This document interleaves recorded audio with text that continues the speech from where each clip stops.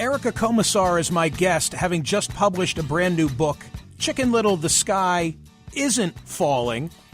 Erica's a clinical social worker, psychoanalyst, and parent guidance expert who has been in private practice in New York City for the last 3 decades. I read the book. Is there any good news? The thing terrifies me. I know that your family, your clients, your orbit, they came to you and they said, Eric, you've got to write a book. You've got to provide a roadmap for parenting in this era. But man, every data point and every discussion just brought me down a little bit. Well, the good news is parents have a lot more that they can do than they know. So I wrote the book because it is hopeful. It isn't hopeless. You can do a great deal more than you know. So it is a kind of roadmap for parents. The data speaks to an epidemic of mental health problems, and you say in looking at that data, there's just not one driver. There's not one cause. Will you speak to that? Yeah. So I think of it as a perfect storm. And what I mean by that is in adolescence, which is really starts earlier and ends later. It starts as early as 9 and ends at 25. And we know that because of the brain science, the neuroscience behind, what we've learned over the last 30 years. And it's a very sensitive period of brain development when an adolescent's brain is very sensitive to stress. So what's happening is we have more stress that they are feeling from things like social media, which demands perfection and is very superficial, more competition and pressure to achieve, more choices, more virtual than real friends, and more exposure to frightening things in the world like global warming and political and economic insecurity. All of these things mean that it's a more stressful world than we grew up in, Michael. And the problem is that they're heading into this time of adolescence, which is a very unstable and fragile time in terms of brain development.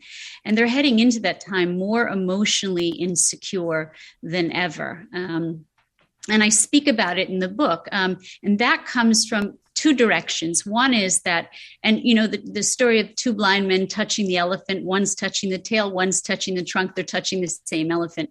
You have, on the one hand, parents who are exposing kids to stress too early, meaning separating from them too early, putting them in institutional care situations. Kids are not getting that secure base that they used to in terms of attachment security. And then on the other side, you have parents who are overprotecting their kids and not allowing them to feel any discomfort, not allowing them to feel any frustration, which doesn't prepare you for resilience. So you call it a perfect storm. Well, I buy into, in particular, the technology explanation. I'm a fan of Jean Twangy's work and that book, iGen, talking about the correlation between the introduction of smartphones everywhere and the rise of mental health. I found quite convincing. And in your book, you talk about that Penn study in 2018. What went on there? Well, I mean, I just want to talk about social media in general, because what I want to talk about is brain development. And Jean Twangy is a colleague of mine at the Institute for Family Studies, so I also love her book. But the idea is that an adolescent's brain is, as I said, very sensitive to some of the things that social media triggers. Part of the brain, the threat sensing part of the brain, is very active, the amygdala, the threat sensing part of the brain, which means that adolescents are more sensitive to things like social criticism, any kind of criticism, and they're very self-conscious. And so social media has basically amplified things that are very, very sensitive for adolescents' brains anyway. And it overstimulates them in a way that really is a major contributor. Was the extent of anxiety and depression that we see in adolescents today with us 50 years ago, and it was just undiagnosed? Or have things changed for the reasons that you've identified and maybe more? So I am seeing in my practice, and my colleagues are, more attachment disorders in young people, which means that they are just more fragile. And if you go into this period of adolescence less emotionally secure and more emotionally fragile than you are anyway, and you're exposed to this intense stress that we are exposing them to, I can say as a society that we have not done a very good job, and as parents too, too, and as educators, we've not done a very good job of communicating to our children that their value as human beings is not the sum of their accomplishments alone. Obviously, our accomplishments mean something. We actually have defined success in a way that is perverse and is really put an exceptional amount of pressure on kids. And as I said, because they are so fragile, much more fragile than they seem, it really has impacted them greatly. Well, I think that's probably true. That's definitely true in my orbit, that all of the attention and all the focus and stress has been on building that resume, because after all, you're going to soon apply to school, and how are you going to be able to compete? I don't know if that applies to the rest of the world. I know that it applies, as I say, in the areas where I'm familiar, but to me, it's the peanut allergy question. Like, we didn't know about peanut allergies when I was a kid. I assumed there were those among us who had peanut allergies. Now we're all knowledgeable that some among us have a peanut allergy. Was it the same? I don't know how many DSMs we're up to. Is it 5? DSM-5 now?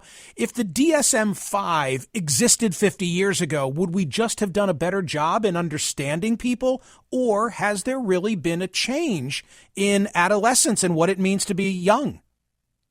There has been a change, because it's a word that I use that I think I made up, but we adultomorphize children, which is that we impose on them. The difference is, when you were growing up and I was growing up, and we're of the same generation, I played a lot. I rode my bicycle outside. I played basketball. I just did nothing. I wasn't building my resume from the time I was in 7th grade. But as you say, that's a particular percent of the population.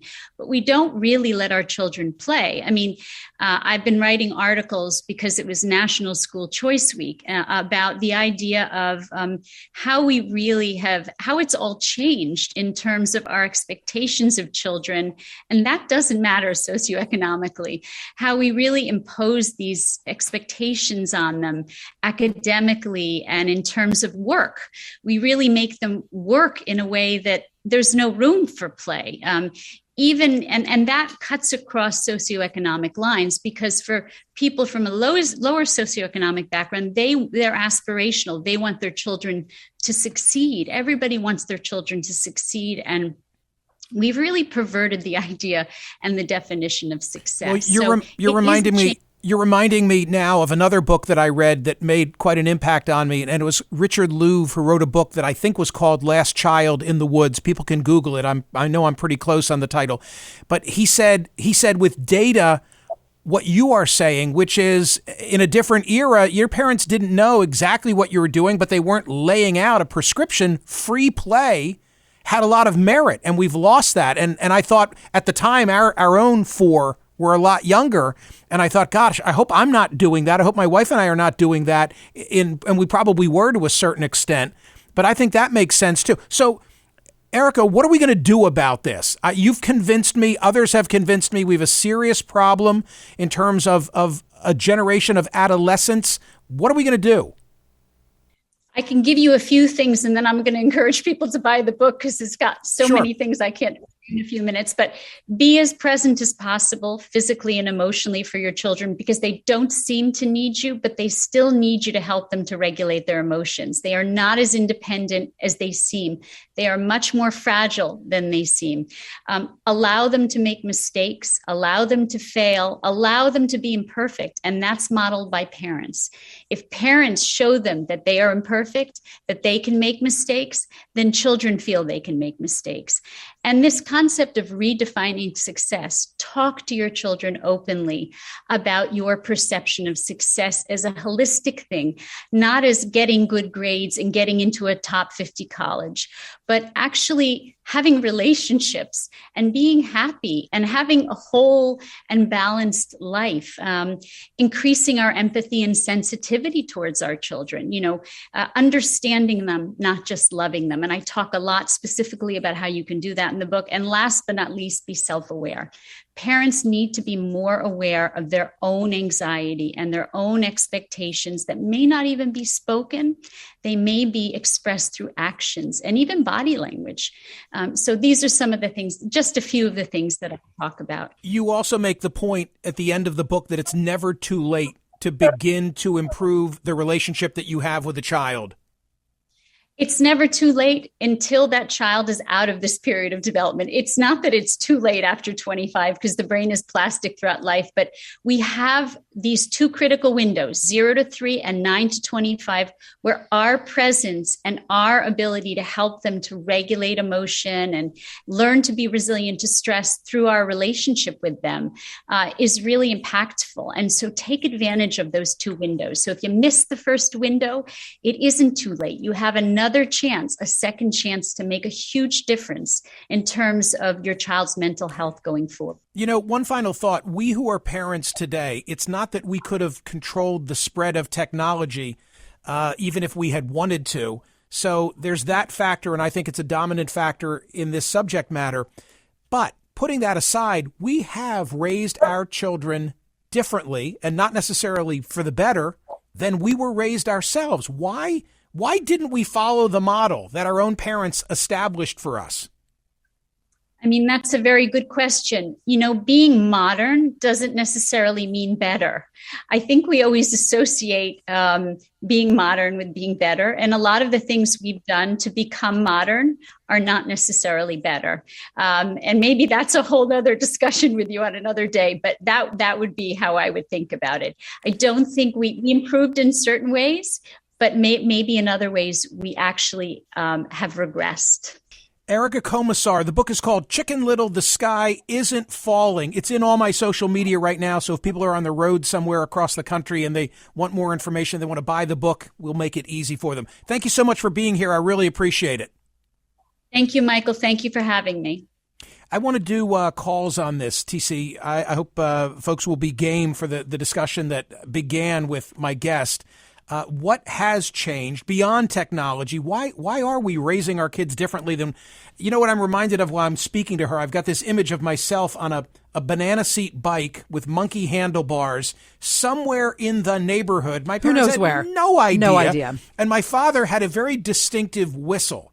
And when it was time for dinner in our small little neighborhood, he would whistle, and everybody else knew that it was time for my brother and me to have to go home. And maybe that meant everybody else went home too. But there was no level. And then here we are, we've raised 4 already, but I've always been aware of their whereabouts and, you know, shouting out the door, wear a helmet, when nobody ever cared if I was wearing one. So I know I now sound like, Mr. Wilson, get off my lawn. But what accounts beyond technology for the changes that we've seen, and why is it so difficult now to be an adolescent?